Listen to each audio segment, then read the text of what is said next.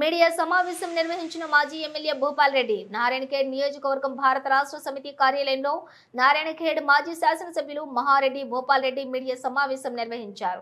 ఈ సమావేశంలో కాంగ్రెస్ ప్రభుత్వం ప్రజలకు ఎన్నికల మేనిఫెస్టోలో హామీ ఇచ్చి ఇప్పుడు ప్రజలను తప్పుదోవ పట్టిస్తోందని వారు చెప్పినట్లుగా అన్ని పథకాలు అమలు చేయాలని హెచ్చరించారు. అర్హులైన ప్రతి ఒక్కరికి రేషన్ కార్డులు అందించాలని డిమాండ్ చేశారు. ఈ కార్యక్రమంలో మాజీ జెడ్పీటీసీ లక్ష్మీబాయి, రవీందర్ నాయక్, మాజీ municipal chairman Najeeb, vice chairman Parasuram, councillor Vithal, పట్టణ పార్టీ అధ్యక్షులు నగేష్ సేట్, మాజీ ఎంపీటీసీ ముజామిల్, మాజీ సర్పంచులు సంగప్ప, సేన్, బసప్ప, సుదర్శన్ పాటిల్, ఒబేడ్ తదితరులు పాల్గొన్నారు. అంటే సాగు యోగ్యమైన భూములను పెట్టేసి అంటే సాగు చేయని భూములు కూడా కొన్ని ఉన్నాయి, మొత్తానికి ఉన్నాయి. మా నారాయణఖేడ్ నియోజకవర్గంలో మనూర్ మండల్ కానీ, నాగిల్గిద్ద మండల్ కానీ, కంగ్టీ మండల్ కానీ, పార్ట్ ఆఫ్ సిర్గాపూర్ మండల్ కానీ, పార్ట్ ఆఫ్ నారాయణఖేడ్ మండల్ కానీ సాగు యోగ్యం కాక సాగు చేయని భూములు కూడా ఉన్నాయి. నేనేం డిమాండ్ చేస్తున్నంటే వాళ్ళకందరికీ కూడా మీరు పంటలు పెట్టుకోండి అని పట్టా సర్టిఫికెట్లు ఏదైతే అసైన్మెంట్ ల్యాండ్స్కు పట్టా సర్టిఫికెట్లు ఇచ్చిండ్రో అవి సాగు యోగ్యమైనవి అని ఇచ్చిండ్రో వాళ్ళందరికీ కూడా రైతు భరోసా ఇవ్వాలి. కేవలం రైతు భరోసా ఎవరికి ఆపాలంటే ఉదాహరణకి నారాయణఖేడ్ ఉంది, ఇక్కడ దొరలు, ఇక్కడ పటేన్లు కాంగ్రెస్ నాయకులే బతుకమ్మకుంట కబ్జా పెట్టి ఇల్లు చేసిండ్రు. దాని మీద ఇప్పటికీ రైతు భరోసా దినిపోతుంది. అట్లనే ఎన్నో సర్వే నంబర్లలో కాంగ్రెస్ వాళ్ళు ఇల్లీగల్ లేఅవుట్ చేసి భూములు అమ్మేసిండ్రు, ఇల్లు కట్టుకున్నారు, దాని మీద భరోసా లేపుకొని తినిపోతున్నారు. రైతు భరోసా లేపుకొని రైతు బంధు లేపుకొని తినిపోతున్నారు. కేవలం అటువంటి వాటిలకే లేఅవుట్లు ఉన్న వాటికి మాత్రమే ఆపి మిగతా ఈ భూములు ఎక్కడైతే పంటలు పెట్టలేదో వాళ్ళకి సర్టిఫికేట్ ఇచ్చిన నుంచి పంటలు పెట్టలేదో అయినా కానీ కూడా వాటన్నిటి కూడా ఇవ్వాలి. వాళ్ళందరూ ఎస్సీలు ఎస్టీలు బడుగు బలహీన వర్గాలు ఉన్నారు కాబట్టి వాళ్ళకి అందరికీ అన్యాయం జరుగుతుంది, ప్రతి ఒక్కరికి ఇవ్వాలని చెప్పేసి నేను డిమాండ్ చేస్తున్నా. రెవెన్యూ అధికారులకు, తహసీల్దార్లకు కానీ అక్కడికి వెళ్ళే అధికారులకు కూడా నేను చెప్తున్నా, పేదవాళ్ళ పట్ల మీరు కూడా కొద్దిగా మమకారం చూపెట్టేసి అందరికీ ఎవరికి కూడా అన్యాయం జరగకుండా ప్రతి ఒక్కరికి రైతు భరోసా వచ్చే విధంగా చూడాలి. అదే మాదిరిగా అగ్రికల్చర్ ఆఫీసర్స్ కూడా దీంట్లో ప్రజెంట్ ఉంటారు కాబట్టి వాళ్ళకు కూడా నేను రిక్వెస్ట్ చేస్తున్నా. అగ్రికల్చర్ ఆఫీసర్స్ కూడా అన్ని భూములు కూడా సాగుయోగ్యమైనవి, కేవలం పట్టణాలు గ్రామాలు తప్పించి మిగతా భూములన్నీ కూడా సాగుయోగ్యమైన అనే విధంగా మీరు రిపోర్ట్ చేసి అందరికీ రైతు భరోసా వచ్చే విధంగా ఏర్పాటు చేయాలి. ఆ రైతు భరోసా కూడా మా పెద్ద మనుషులు చెప్పినట్టు, మా కేటీఆర్ గారు, హరీష్ రావు గారు చెప్పినట్టు ప్రతి రైతుకు ప్రతి ఎకరానికి 17,500 రూపాయలు బకాయి పడి ఉన్నారు. ఆ 17,500 రూపాయలు మొత్తం ఈ రైతు భరోసా చెల్లించాలి, ప్రతి రైతుకు చెల్లించాలని చెప్పేసి మేము డిమాండ్ చేస్తాము. తర్వాత వచ్చేసి ఇందిరమ్మ ఆత్మీయ భరోసా కాంగ్రెస్ గవర్నమెంట్ అప్పుడు అంటే మేనిఫెస్టోల్ని ఆర్భాటం చేసి ప్రతి ఒక్క రైతు కూలికి 12,000 రూపాయలు ఇస్తామని చెప్పేసి అబద్ధాలు చెప్పి అధికారంలోకి వచ్చారు. ఇప్పుడు ఏం చెప్తున్నారు?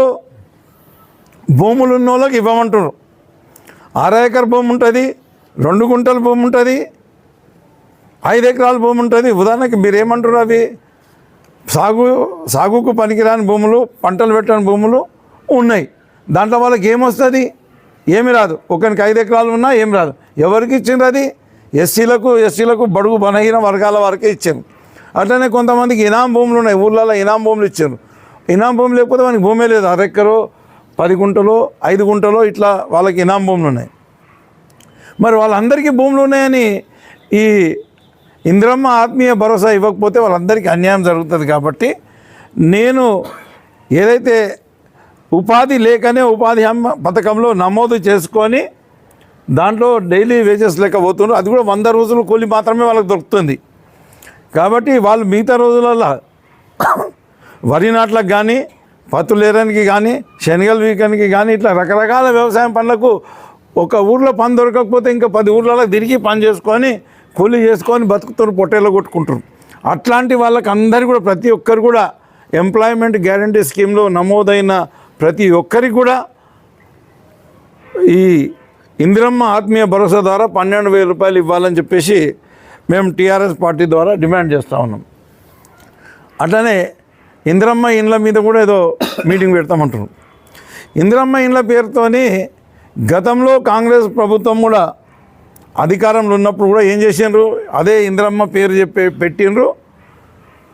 ఊరికి 200, 300, 500 ఇండ్లు మంజూరు చేసి ఈ దొంగ నాయకులే దీనిపైన పైసలని ఇప్పుడు ఏదో వాళ్ళు కట్టినా కొద్ది ఇస్తాం, అట్టిస్తాం, ఇట్టిస్తామని అంటారు. ఓకే, ఇక్కడ కూడా మేము డిమాండ్ చేసేది ఏంటంటే ఎలిజిబుల్ ఉన్న వాళ్ళకు మాత్రమే ఇండ్లు ఇవ్వాలి. కానీ మీరు మళ్ళొక కొత్త మోసానికి తెరలేపారు. ఈ ఎన్నికలను దృష్టిలో పెట్టుకొని మీరు ఊరికి 200 అప్లికేషన్స్ వస్తే 200 ఆన్లైన్లో చూపిస్తారు, 400 అప్లికేషన్స్ వస్తే 400 ఆన్లైన్లో చూపిస్తారు. మీ అందరికీ ఇండ్లు అయినాయని చెప్పేసి ఆశ పెట్టి రేపు ఎలక్షన్లో ఓట్లు సాధించుకొని మళ్ళొక్కసారి ప్రజలని తొక్కేద్దామని ఆలోచన చేస్తున్నారు. అది కాదు, మీకు నిజంగా మీకు చిత్తశుద్ధి కనుక ఉంటే ఏ ఊరికి ఎన్ని మంజూరు చేస్తారో ఎలిజిబుల్ ఉన్న వాళ్ళ లిస్టు బయట పెట్టాలని చెప్పేసి, ఇవి మంజూరైనాయి మిగతా ఎప్పుడు ఇస్తామనేది మీరు ప్రకటించాలని చెప్పేసి నేను కాంగ్రెస్ పార్టీ డిమాండ్ చేస్తాను. అంటే 3,500 ఇండ్లకు నారాయణఖేడ్ నియోజకవర్గానికి మంజూరు ఉన్నాయని చెప్పేసి ప్రభుత్వం జీవో విడుదల చేసింది. తర్వాత ఇప్పుడు అప్లికేషన్స్ వచ్చినాయేమో సుమారుగా 80,000 అప్లికేషన్స్ వచ్చినాయి. ఆ 80,000ల్లో 3,500 ఏవి అనేది మీరు డిసైడ్ చేయాలి. ఏ విలేజ్కి ఎన్ని వాళ్ళ పేర్లతో సహా మీరు లిస్టు బయట పెడితే, శాంక్షన్ లిస్టు బయట పెడితే అప్పుడు మీరు ప్రజలకు మోసం చేయనట్లు లెక్క. లేకపోతే మీరు లిస్టు పెట్టుకుంటా ప్రజలకు మోసం చేసి మళ్ళీ ఒకసారి ఓట్లు గడించుకుంటామంటే మేము కూడా ప్రజలకు పోతాం, చెప్తాం వీళ్ళు దొంగలు. రేవంత్ రెడ్డి ఆధ్వర్యంలోని తెలంగాణ కాంగ్రెస్ ప్రభుత్వం ప్రజలకు అబద్ధాలు చెప్పి అధికారంలోకి వచ్చింది. ఈ అబద్ధాలు ఏడాది నుంచి చెప్పుకుంటూనే వస్తున్నారు. కానీ ఈ కాంగ్రెస్ గవర్నమెంట్ సాధించింది ఏముందంటే ఏమీ లేదు. ఎక్కడ పోయినా సరే టీఆర్ఎస్ నాయకులని ఇరుకున పెడదాం, వాళ్ళని ఏమన్నా ఇబ్బంది పెడదాం, జైలుకు పంపిద్దామనే ఆలోచనతో అసత్య ప్రచారాలు చేసుకుంటూ పనికిమాలిన కేసులు కట్టి ఆ ప్రభుత్వం అబాస పాలవుతుంది తప్పించి వాళ్ళు ఏది కొండను తవ్వి ఎలకను పట్టినట్టు ప్రయత్నం చేస్తున్నారు, ఏది సాధించలేరు. హరీష్ రావు గారి మీద పెట్టిన కేసులు అన్నీ కూడా బోగస్ కేసులే. కేటీఆర్ మీద పెట్టిన కేసులు అన్నీ కూడా బోగస్ కేసులే. అక్కడెక్కడ అవినీతి కూడా లేదు. అట్లనే అన్నీ కాళేశ్వరం కానీ అవన్నీ కూడా బోగసే. ఏది కూడా సరిలేదు. వాళ్ళకు పని చేయ శాతగాక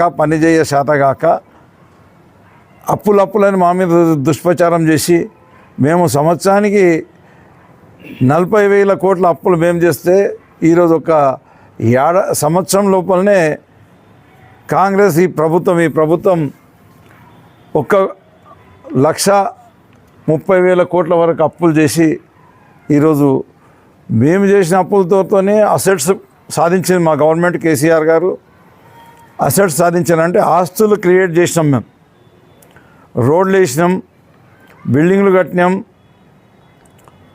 అట్లనే విద్యుత్ ఇంప్రూవ్ చేసినాం, దవాఖానాలు కట్టించినాం, ఎడ్యుకేషనల్ ఇన్స్టిట్యూషన్స్ కట్టించినాం. అన్ని రంగాల్లో కూడా మేము అభివృద్ధి చేసిన అప్పులతోనే అభివృద్ధి చేసినాం. కానీ ఈ 1,30,000 కోట్ల రూపాయలు చేసి అప్పు చేసి ఎక్కడ నయా పైసా అభివృద్ధి కూడా కనిపిస్తలేదు. కేవలం పబ్లిక్ ప్రతి ఒక్కసారి అబద్ధాలు చెప్పుకుంటూ ముందుకు సాగుతున్న తప్పించి చేసింది ఏం లేదు. వీళ్ళు చెప్పినారు అప్పుడు అధికారంలోకి రాగానే అన్నీ ఇచ్చేస్తాం, రేషన్ కార్డులు ఇస్తాం, ఇందిరమ్మ ఇండ్లు ఇస్తాం, మరి ఇందిరమ్మ ఆత్మీయ భరోసా ఇస్తాం, రైతు భరోసా ఇస్తాం, ఇవన్నీ చెప్పి దాటేసి మరి ఇప్పుడు వచ్చేసి గ్రామ సభలు పెట్టి గ్రామ సభల ద్వారా ఇవన్నీ పారదర్శకంగా చేస్తామని చెప్పేసి మాట్లాడడం జరిగింది. రేషన్ కార్డుల విషయానికి వస్తే అర్హులైన వాళ్ళకి అందరికీ దరఖాస్తు పెట్టుకున్న వాళ్ళకి అందరికీ ప్రతి ఒక్కరికి రేషన్ కార్డు ఇస్తామని చెప్పేసి కాంగ్రెస్ ప్రభుత్వం హామీ ఇచ్చింది. చివరికి ఇప్పుడు జరిగింది ఏంటంటే ప్రజాపాలన దరఖాస్తులు పెట్టుకున్నారు. ప్రజాపాలనే కాకుండా మొన్న ఏది కులగణన అని చెప్పేసి కులగణనలో కూడా దరఖాస్తులు పెట్టుకున్నారు. వాళ్ళ దగ్గర ఎంత సమాచారం ఉన్నాయని కూడా ఈ మధ్యలో గ్రామాలలో లిస్టు బయటకు వచ్చేసినాయి. ఆ లిస్టులో బట్టి చూస్తే ఏముందంటే ఆ లిస్టులో ఎవరిచ్చారు, ఎక్కడిచ్చారు, వాళ్ళు ప్రజాపాలన దరఖాస్తు పెట్టుకున్న వాళ్ళవి కూడా వచ్చినాయి. దరఖాస్తులు పెట్టుకున్న వాళ్ళు అందరికీ రాలేవు, ఎలిజిబుల్ ఉన్న వాళ్ళు చాలామంది రాలేవు. అవి ఎక్కడికి వెళ్ళి వచ్చినాయి అని అడిగితే తహసీల్దార్లు మాకు తెలియదు సార్ ఎక్కడికి వెళ్ళి వచ్చినాయి అని చెప్పేసి తహసీల్దార్లు మాట్లాడతాం. అంటే ఈరోజు ఎంత దుర్మార్గమైన పాలన ఈ కాంగ్రెస్ అంటే, కాంగ్రెస్ లోపల ఇవన్నీ ప్రజలకు అందరికీ మభ్యపెట్టి వాళ్ళని తిప్పి వాళ్ళని పైసలు ఖర్చులు పెట్టించి వాళ్ళని ఆగం చేసి చివరికి కాంగ్రెస్ నాయకులకు లిమిటెడ్, అది కూడా కొన్ని ఊరికి 5, 10 అట్లా లిమిటెడ్ వాళ్ళు ముందుగానే శాంక్షన్ చేసి ఆ లిస్టు ఊళ్ళోకి పంపించి వాటి మీద ఎంక్వైరీ చేసి అవన్నీ ఓకే ఉన్నాయని ఇచ్చే కొరకని ప్రయత్నం చేస్తున్నారు. మా డిమాండ్ ఏంటంటే, మేము అధికారం ఉన్నప్పుడు రేషన్ కార్డులు ఇచ్చినాం, అర్హులైన వాళ్ళకి అందరికీ రేషన్ కార్డులు ఇచ్చినాం, పెన్షన్లు ఇచ్చినాం, అర్హులైన వాళ్ళకి అందరికీ పెన్షన్లు ఇచ్చినాం. దరఖాస్తు పెట్టుకున్న వాళ్ళ అర్హులైన వాళ్ళు ఎంతమంది ఉన్నారో అంతమందికి రేషన్ కార్డులు ఇవ్వాలని చెప్పేసి మేము డిమాండ్ చేస్తున్నాం.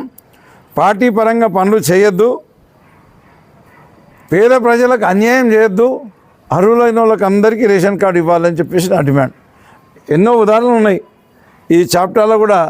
రేషన్ కార్డు ఉన్నోనికే రేషన్ కార్డు వచ్చింది, చాన్కన్పల్లిలో కూడా రేషన్ కార్డు ఉన్నోనికి రేషన్ కార్డు వచ్చి, అంటే ఒక్కొక్కరికి 2 రేషన్ కార్డులా, లేనోనికి రేషన్ కార్డు వద్దు, ఉన్నోనికి 2 రేషన్ కార్డులు ఇచ్చి ఈ రకంగా పార్టీ బేసిస్లో దోసుక తినే ప్రయత్నం చేస్తుంది కాంగ్రెస్ పార్టీ. అది మానుకొని ఎలిజిబుల్ ఉన్న ఇందిరమ్మ ఎలిజిబుల్ ఉన్న ప్రతి ఒక్కరికి ఏదైతే రేషన్ కార్డులు ఉన్నాయో ప్రతి ఒక్కరికి కూడా ఇవ్వాలని చెప్పేసి మేము డిమాండ్ చేస్తున్నాం. ఆర్భాటాలకు పోకుండా ఉట్టి జూట ప్రచారాలు చేయకుండా ప్రతి ఒక్కరికి రేషన్ కార్డు ఇవ్వాలని డిమాండ్ చేస్తున్నాం. అట్లనే రైతు భరోసా విషయానికి వస్తే, రైతు భరోసాలో కాంగ్రెస్ పార్టీ మాట్లాడిన మాట, ఎలక్షన్ కాకముందు, ఎమ్మెల్యే ఎలక్షన్ కాకముందు 2023లో డిసెంబర్ 3 తారీఖు లోపల తీసుకుంటే మీకు ఎకరానికి 10,000 వస్తాయి, 9 తారీఖు నాడు తీసుకుంటే 15,000 రూపాయలు వస్తాయని చెప్పేసి మాట్లాడడం జరిగింది. తర్వాత ఎగ్గగొట్టేసిండ్రు, రైతు భరోసా ఇవ్వనే లేదు. ఎంపీ ఎలక్షన్స్ రాగానే అప్పుడు మేము జమ చేసిన పైసలు తీసుకొని వచ్చి ఎంపీ ఎలక్షన్స్లో అది కూడా అందరి రైతులకు ఇవ్వకుండా కొందరు రైతులకు ఇచ్చేసి ఎలక్షన్లో దాటిపోయిన తర్వాత రైతు భరోసాని మళ్ళీ పక్కన పెట్టేశాం. ఇప్పుడు గ్రామ panchayat elections, municipality elections, MPDC ZPDC elections వస్తున్నాయి కాబట్టి మళ్ళీ ఒక కొత్త నాటకం తెర మీద తీసుకొచ్చారు. 15,000 ఇస్తామన్నోళ్ళు 12,000 అంటుండ్రు. మధ్యాహ్నం ఒక ఖరీఫ్ అయితే బంద్ చేసేసిండ్రు.